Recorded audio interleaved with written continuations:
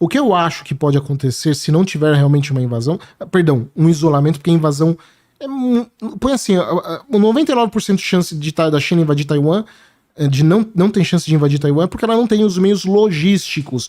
Ela não tem como colocar as tropas dentro de Taiwan em um número suficiente para derrotar os taiwaneses, tá?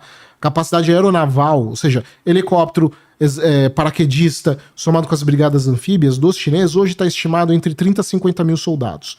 30 a 50 mil soldados na ilha de Taiwan não é nada. Não é nada. E até eles receberem um segundo reforço de uma segunda onda, supondo que eles não perdessem nenhum avião, nenhum helicóptero, nenhum navio anfíbio, dá em torno de mais ou menos 18 horas depois. Então, assim, que colocaria de novo entre mais 30 a 50 mil soldados, que continuaria sendo pouco, considerando a população de Taiwan de 25 milhões de habitantes. Então, assim, não existe meio de a China invadir Taiwan, assim, não existe. Por outro lado, existe meio da China conter Taiwan e isolar Taiwan. E aí pressionar por uma negociação. Se isso não acontecer até o final do ano que vem, acredito que é muito improvável que isso aconteça no futuro. E aí eu acredito que provavelmente a China vai tentar negociar com Taiwan alguma espécie de acordo que nem eles fizeram com Hong Kong, de voltar para a China aos poucos, de forma gradual, reconhecendo a autonomia deles em aspectos pontuais, mas principalmente na economia. Que nem em Hong Kong eles não reconhecem autonomia na parte total, na parte militar é o exército chinês que está lá, mas na parte econômica Hong Kong tem uma grande liberdade de atuar em paralelo à China. E acredito que é isso que eles vão tentar vender para Taiwan no futuro, para tentar ter uma anexação. Se você considerar o pensamento histórico chinês, esse é o mais provável, tá? Os chineses não são historicamente muito belicistas. Aliás, eles não são nem muito bons de guerra, historicamente. Os melhores períodos da China em força militar ironicamente, nos períodos em que eles foram conquistados por outros. Então, uma força conquistou eles, e aí usa essa infraestrutura chinesa para conquistar outros. Mas eles mesmos, apesar do Sun Tzu ser chinês, da arte da guerra se gerar, eles mesmos não são tão bons de guerra. Porque eles também enxergam que a guerra não é só a parte militar. A guerra é todo um contexto, inclusive aspecto psicológico e econômico. E se eles podem vencer dentro do aspecto psicológico e econômico, isso é a prioridade. Então acredito que eles provavelmente vão nessa direção, caso não tenhamos, de fato, essa operação militar da China contra Taiwan. E por que você fala que se não acontecer até a 25 não acontece mais? Provavelmente. Parte por causa da questão econômica chinesa, já está desacelerando. Parte também por causa da demografia chinesa, que começa a ser um complicador de grandes operações militares em larga escala, porque a demografia chinesa não tá lá essas coisas também, tá mal das pernas. Não é o pior caso, como algumas pessoas veem também, seria o catastrófico. É uma demografia muito ruim, mas não é a pior da Ásia. Coreia do Sul e Japão estão numa situação pior. Mas é ruim. E aí, a partir de 2025, tende a se agravar mais ainda. Tá. Gerou uma dúvida aqui no chat em relação ao número que você citou de 50 mil soldados. Seria para infiltrar em Taiwan, né? Operação tipo dia D. Tá. Soldado por avião, por helicóptero e os soldados anfíbios descendo na praia e jogando. O que não tem nada a ver com a capacidade de homens no exército chinês. Não, de forma nenhuma. A capacidade deles é 2 milhões. Mas 2 milhões você tem que colocar ali em Taiwan. Como que você transporta isso? Com um avião, com um helicóptero e com um navio anfíbio. Quanto eles podem transportar de uma vez? De 30 a 50 mil.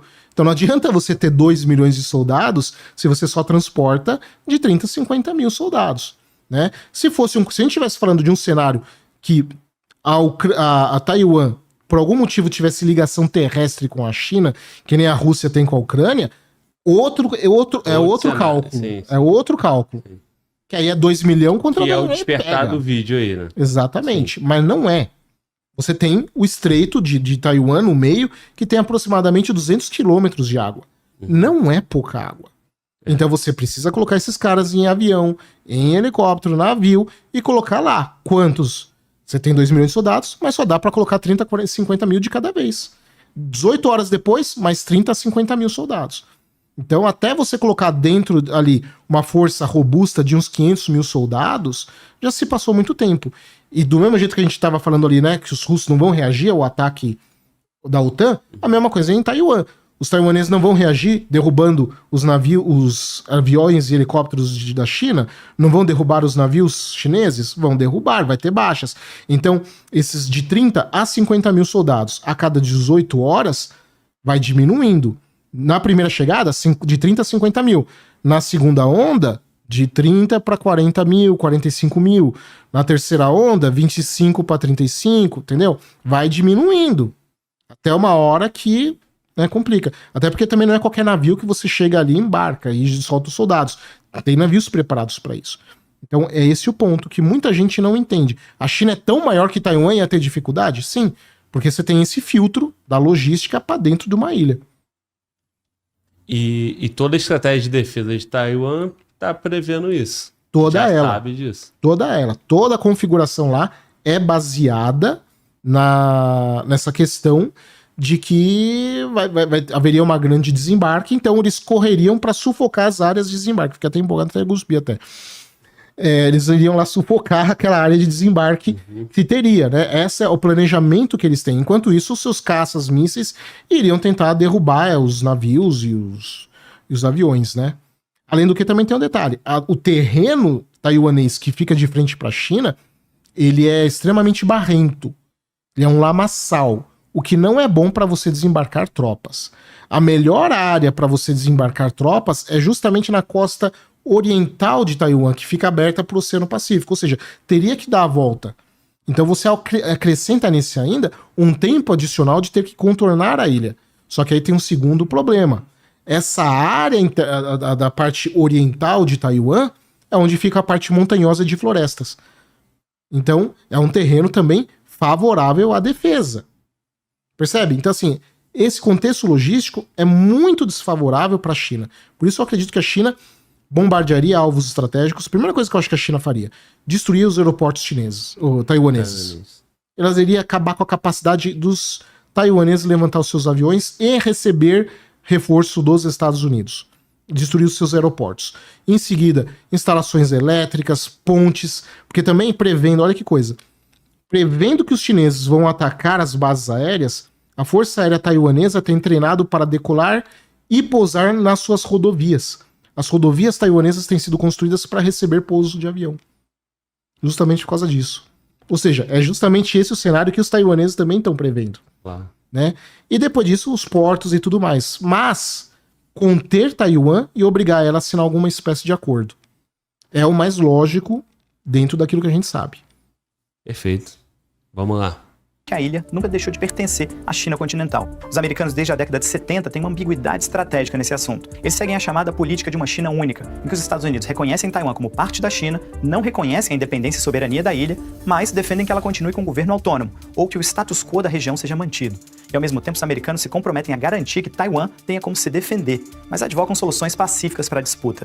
Essa política ambígua garantiu a paz na região por 50 anos, mas no ano passado o presidente dos Estados Unidos, Joe Biden, disse isso aqui. Are you willing to get involved militarily to defend Taiwan if it comes to that? Yes. You are. That's the commitment we made. E alguns meses depois ele reafirmou a posição no programa de TV americano 60 Minutes. Ou seja, a política dos Estados Unidos parece cada vez menos ambígua e mais concreta no caso de Taiwan. Os americanos novamente parecem estar traçando uma linha vermelha que, se for cruzada, vai ter consequências.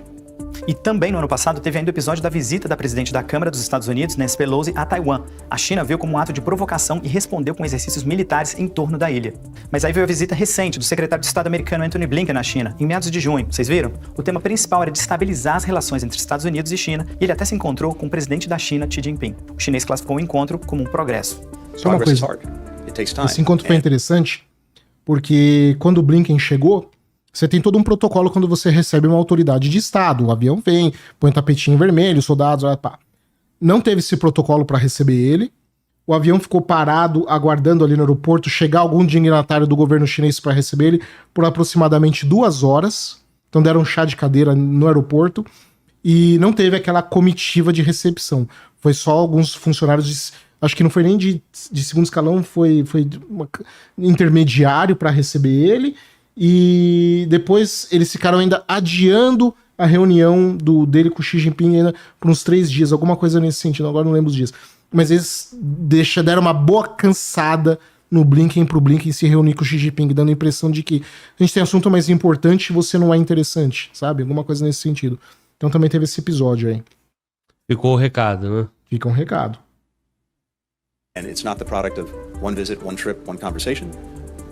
My hope and expectation is we will have better communications, better engagement going forward. That's certainly not going to solve every problem between us, far from it. But it is critical to doing what we both agree is necessary, and that is responsibly managing the relationship. A expectativa é que esse seja o primeiro de muitos encontros nesse processo de restabelecer a comunicação entre as duas superpotências. Mas 2 dias depois dessa reunião, o presidente americano Joe Biden chamou o presidente Xi Jinping de ditador, o que gerou, claro, uma resposta direta de Pequim, dizendo que o presidente americano violou a dignidade política da China. Mas o que é preciso, então, para distensionar essa situação? O estabelecimento de canais de comunicação entre Washington e Pequim é um dos passos importantes. Mas para o Henry Kissinger, o antigo secretário de Estado americano e um especialista no assunto, a China é muitas vezes incompreendida pelo Ocidente. Ele foi um dos arquitetos da tal política de uma China única, na década de 70 ainda, durante o governo do Richard Nixon. Em uma entrevista à revista inglesa The Economist, Kissinger disse que os chineses não querem dominar o mundo, como muitos no Ocidente dizem. Eles querem ser poderosos, mas, abre aspas, não estão indo para uma dominação do mundo da maneira como Hitler fez, fecha aspas. Ele acredita que algum tipo de conflito sobre Taiwan é provável e defende que é preciso estabelecer um diálogo entre China e Estados Unidos e estabelecer quais os interesses centrais de cada superpotência para diplomaticamente resolver a tensão. A visita do Antony Blinken na China parece ter sido um primeiro passo nessa direção. No fim das contas, o caminho defendido por Kissinger é que China e Estados Unidos têm que aprender a coexistir como duas superpotências. Isso aí do Kissinger Concorda? Completamente. A China não tem ambição de dominação mundial, como o pessoal pensa, de que ela vai sair conquistando, e ela quer ser poderosa e assumir o papel de protagonismo histórico que ela teve antes da Guerra do Ópio, mas não existe absolutamente nada, nem de documento, nem de declaração política, nem de histórico, nem mesmo de movimentação, nada que indique a China querendo ser uma grande potência conquistadora. Absolutamente nada. Muito pelo contrário. A intenção toda chinesa nos últimos anos a gente vê que é de limitar as relações dela com os outros países através do comércio. Ela não se importa com o que acontece nos outros países, se tem fraude na eleição, se é uma democracia genuína. Ela quer saber quem assina o papel do acordo no final do dia. O assunto é interno seu, é problema seu.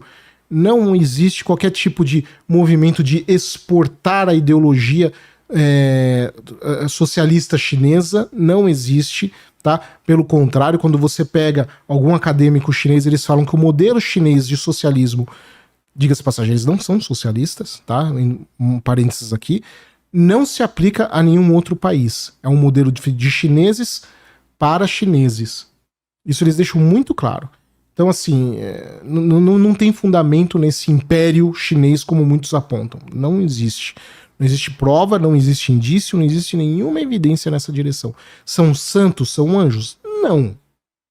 De novo, a gente não pode tratar a geopolítica como um lado certo, errado, bonzinho, malvado, porque os vizinhos estão dentro daquilo que ela já considera a área de interesse direto dela.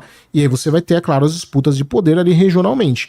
Mas um império global, definitivamente não. Até porque também ela enxerga, também eu já vi um acadêmico chinês comentando isso, ela enxerga como os europeus hoje em dia são, digamos, amaldiçoados pelos problemas coloniais que eles tiveram no passado. Eles enxergam que eles não podem cometer os erros que os europeus cometeram de se meter demais em outras regiões, porque com isso ela puxaria o problema de outras regiões para dentro dela, o que ela não tem interesse em fazer de jeito nenhum. Essa leitura chinesa vai dentro daquilo de perspectiva histórica. Eu falo isso, Glauber, porque o pessoal, principalmente em relações internacionais, quando fala de China, eles olham muito a China moderna. Você não consegue entender a China se você não estudar a história da China. E quando eu falo estudar a história da China, volta lá na dinastia Zhou, na dinastia Shang de lá atrás. Tem que voltar. Porque os acadêmicos formuladores de políticas na China são todos eles muito versáteis, profundos conhecedores da história chinesa. A estrutura do pensamento chinês faz parte... histórico chinês faz parte da estrutura de Estado chinês. É complementar. Não é apenas uma alegoria de estudar história porque eu gosto de história. Não, faz parte da estrutura de Estado, da estrutura civilizacional que eles têm. Então, para você entender China, você precisa estudar a história da China.